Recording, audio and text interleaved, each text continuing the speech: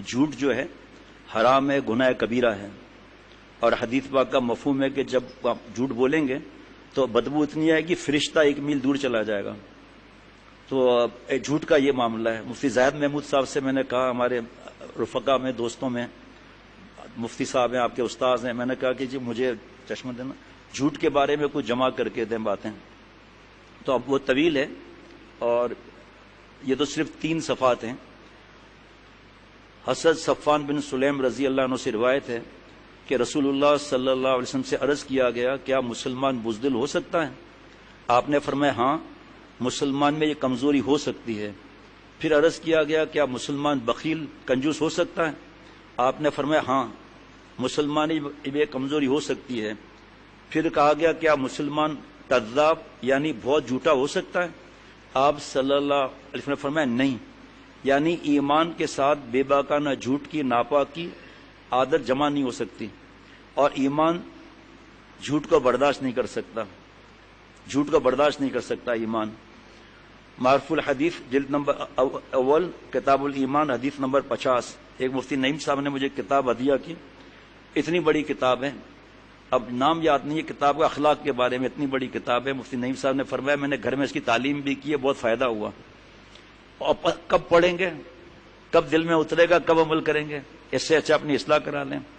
جھوٹ ہر ایک کے لیے حرام ہے، لیکن اگر دین پر چلنے والا جھوٹ بولے کہ میں نے فجر نماز پڑھ لی ہے جی، باقاعدہ کاپی پہ ٹپ کیا ہے کہ فجر کی نماز پڑھ لی ہے. ہمارے یہاں کاپی میں لایا ہوں، ابھی ہے میرے پاس، وہ بھی انشاءاللہ چھپوانا ہے کہ فجر کی نماز جھوٹ کے پڑھ لی، تلاوت جھوٹ کے پڑھ لیا میں نے. سوئے ہیں 12-1 بجے، ہے کاپی کسی مدرسے کی، 11-10 بجے ہم سو گئے. مفتی نعیم صاحب کتنا روتے ہیں، کتنا روتے ہیں کہ اللہ کے واسطے اپنے بچوں کو جلد سلاؤ، اور اب اے بچوں جلدی سو، لیکن فکر نہیں. مطالعہ ہے رات کے 2 بجے تک، فجر کی نماز غائب. یہ کون سا مطالعہ ہے بھائی؟ وہ فرض ہے یا یہ فرض ہے؟ جھوٹ اللہ معاف فرمائے. ایسی فکر ہی نہیں کہ بھائی جلدی سونا ہے، اس کی فکر کرنی چاہیے.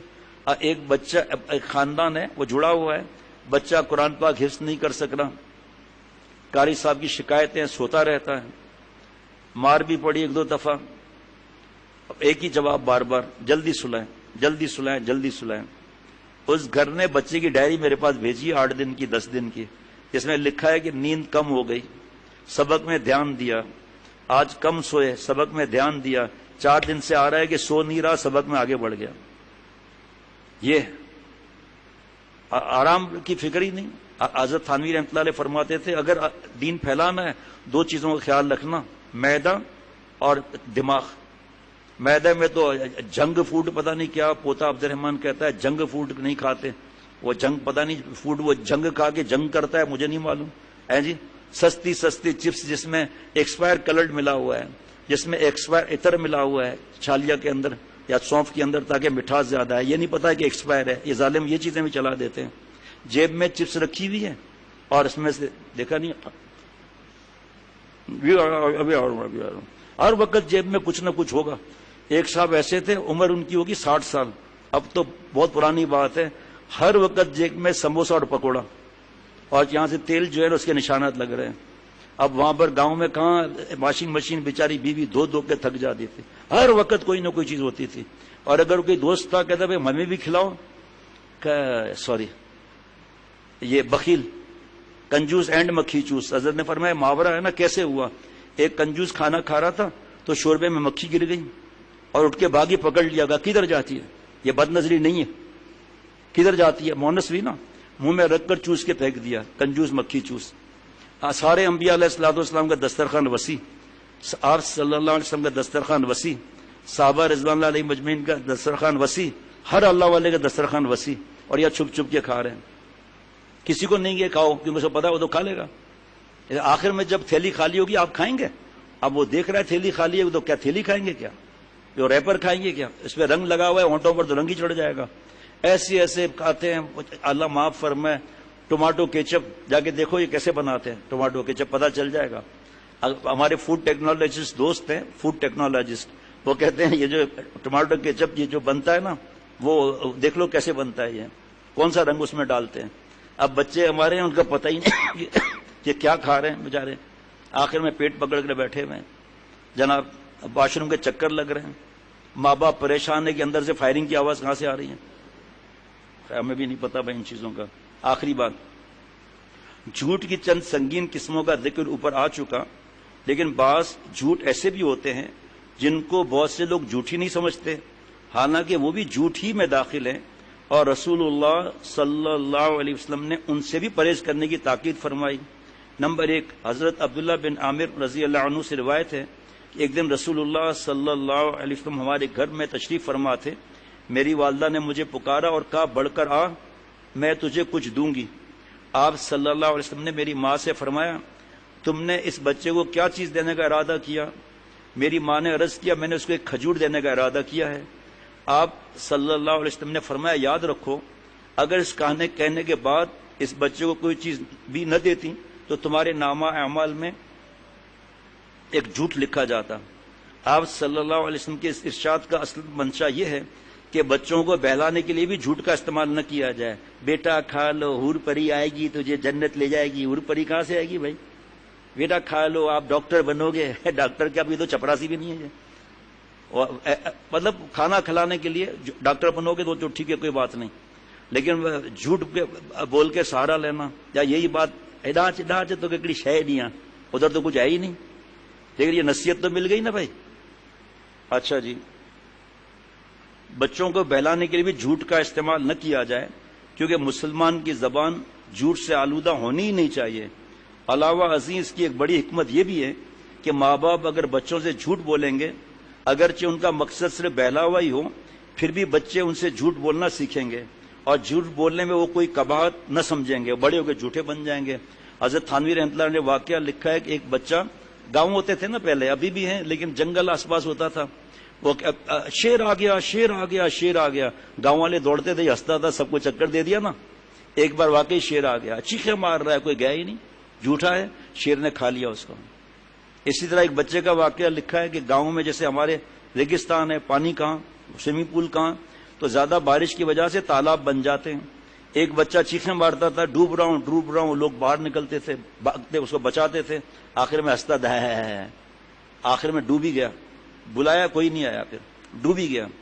ایک بچہ حضرت مجدد نے فرمایا چیخیں مار رہا تھا نبی کا بیٹا ڈوب رہا ہے، نبی کا بیٹا ڈوب رہا ہے، اور لوگ بھاگے بےچارے سادے، ابھی کہاں نبی کا بیٹا آئے گا بھائی؟ بچے کو نکال کر کہا ابے للو حلوائی کے بچے تو کب سے نبی کا بیٹا بن گیا؟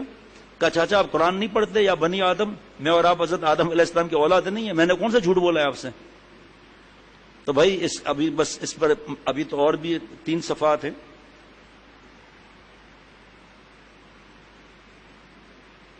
جو شخص لوگوں کو ہنسانے کے لیے اپنے بیان میں جھوٹ بولے اس پر افسوس، اس پر افسوس۔ آپ صلی اللہ علیہ وسلم نے فرمایا، تشریح سن لیں، اگر کچھ کم ہوگا تو میں حضرت والا کی بات بتا دوں گا۔ مطلب یہ کہ صرف لطف صحبت اور ہنسانے کے لیے جھوٹ بولنا بھی بری بات اور بری عادت ہے، اگرچہ اس سے کسی کو نقصان نہیں پہنچتا، لیکن اولاً تو خود بولنے والے کی زبان جھوٹ سے آلودہ ہوتی ہے، دوسرے باتوں سے اہل ایمان کے دل میں جو نفرت ہونی چاہیے اس میں بھی کمی آتی ہے۔ تیسری خرابی یہ کہ لوگوں میں جھوٹیں باتیں کرنے سے جرات سی پیدا ہوتی ہے اور جھوٹ کے رواج کو مدد ملتی ہے۔ اب اس پر اگر کسی کے دل میں اشکال ہو کہ جو لطیفے بیان ہوتے ہیں کہ بھئی یہ اتنا بڑا بھانس تھا کہ بادلوں میں ہلاتے تھے، تو کیا کوئی اس کو سچ سمجھے گا؟ مزاح سمجھے گا نا۔ اور مذاق کی اجازت شریعت میں نہیں، مزاح کی اجازت ہے، ہنس بول لیے، لیکن ہاتھ موڑ دینا یہ مذاق ہے، یہ گناہ ملے گا اس پر۔ لات آگے کر کے دھکا دے کر سب کا ہنسنا یہ بھی مصیبت ہے۔ یہ ایسے ہمارے دوست سے ہنسانے کے لیے بتاتے ہیں کہ وہ گیا ہوٹل میں ویٹر کا، اور تو یہ سب سمجھ رہے ہیں کہ سچ ہوا ہے ایسا، یا وہ جناب وہ کھا کر کھانا میٹھا منگا کر چاروں طرف میٹھا کھا کر اندر وہ لال بیگ ڈال دیا، پھر ویٹر کو بلایا ادھر آؤ یہ دیکھو تم نے کیا اندر ملا لیا ہے؟ سر یہ تو بڑی الائچی ہے۔ کہا بڑی الائچی کا بچہ بڑی الائچی ایسے ہلتی بھی ہے کیا؟ اور چیخیں مارنے لگا۔ اچھا آپ خاموش رہیں، ہماری گڈ ول کا سوال ہے، یہ 15,000 آپ لے لیں اور آپ مہربانی کر کے ہماری جان چھوڑ دیں۔ کیا بتا رہا ہے ہم نے 15,000 بھی لیا، 10,000 کا کھانا بھی کھایا۔ تو خان صاحب چلے گئے وہاں اور کھانا کھایا 15,000 کا۔ کہا میٹھا تو لاؤ۔ تو اس نے کہا کہ سر ایکسکیوز می، وہ پچھلے دنوں مسئلہ ہو گیا تھا اور کوئی تو ہم نے میٹھا بنایا ہی نہیں ہے، چیخ نکلا ہاں میٹھا نہیں بنایا، پھر ہم چوہا کس میں ڈالے گا؟ اب یہ سچی بات ہے؟ تو اب یہ سن کر کہنا کہ یہ جھوٹ بول رہا ہے تو یہ بیوقوف ہے، مفتی صاحب سے پوچھ لے۔ جناب آخری بات آج کی مجلس کی، ایسے ہوتے ہوتے اذان بھی ہو سکتی ہے۔ حضرت ابو ہریرہ، اب اس کو کسی نے، میں نے کہا 1 منٹ ہولڈ کر دیں، آپ 1 منٹ ہولڈ کریں، چاہے وہ چائے بنا لیں، تو میں نے کہا 1 منٹ ہولڈ کریں ذرا۔ ہاں وہاں کوئی دوست بیٹھے ہوئے تھے، 3-4 منٹ لگ گئے، بغیر نام کے پرچہ آ گیا، آپ نے جھوٹ بولا ہے کہ 1 منٹ اور آپ نے 4 منٹ لگائے، یا اس نے فون والے نے کیا، مجھے یاد نہیں کس نے کیا، اور مفتی صاحب نے جواب لکھا ان کو کہ بھائی عرف کی بات ہوتی ہے یہ کہ سب کے زبان پر 1 منٹ ہی آتا ہے۔ وہ الگ بات ہے کہ شوہر نے بیوی سے کہا جلدی کرو اتنی دیر ہو گئی ہے، میں پریشان ہو گیا ہوں، دھوپ میں کھڑا ہوں باہر آپ کے لیے، کہا آپ کو 5 منٹ سے تو کہہ رہی ہوں 1 منٹ میں آ رہی، نہیں 2 گھنٹے سے تو کہہ رہی ہوں 1 منٹ میں آ رہی ہوں، اب یہ 1 منٹ کا تو پتہ نہیں 2 گھنٹے ہو گئے بھائی۔ تو پھر ان کو چین آیا، معافی مانگی۔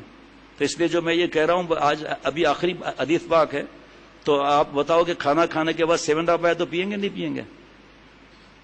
بھائی جواب دو کھانا، بھائی حلوہ آ جائے تو کہ چھوڑ دیں گے کہ نہیں؟ نہیں کہیں گے بھائی آپ نے اتنا کھانا کھا لیا ہے، اب آپ حلوہ کیسے مزید کھا رہے ہیں؟ کہ بھائی حلوہ لکوڈ جیسا ہوتا ہے، خود جگہ بنا لے گا، آپ لاؤ تو صحیح۔